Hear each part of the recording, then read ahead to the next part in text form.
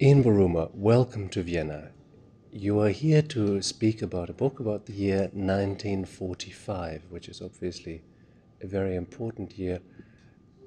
What do you think are the connections between this changing point, this turning point, and the world that followed? Well, there are so many.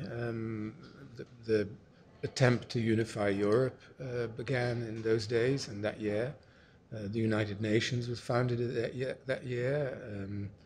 Social democracy was set up in many countries in that year. So there was a kind of post-war consensus, I think, that came out of the catastrophe of the war, which lasted for a long time. I mean, now, it's under severe pressure. In fact, it's collapsing.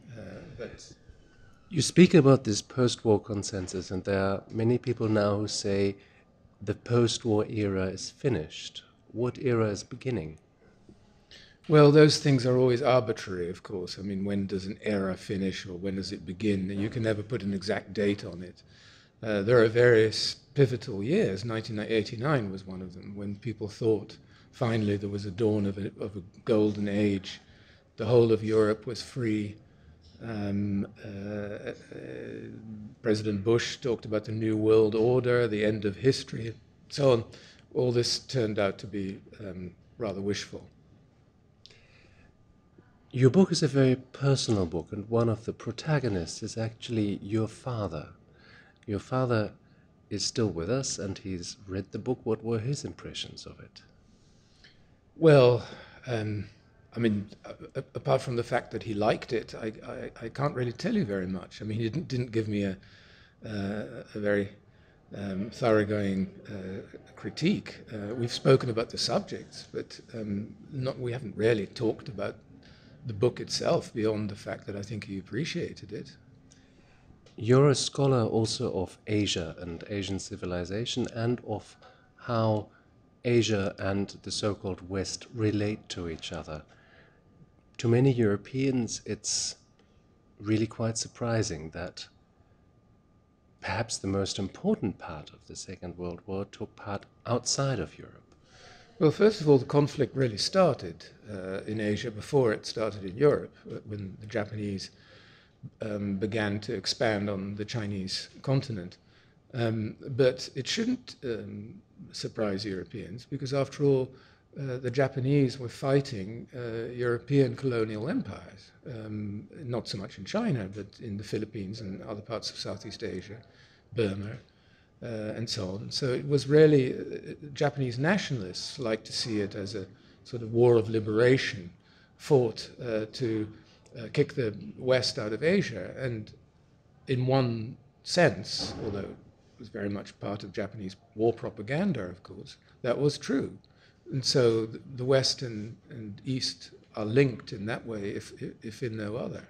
1945, your book, is a book very much of personal histories, not so much of the great history of treaties and battles or of the great world order that was forming, but really of how people experienced it. Yes, that was very deliberate.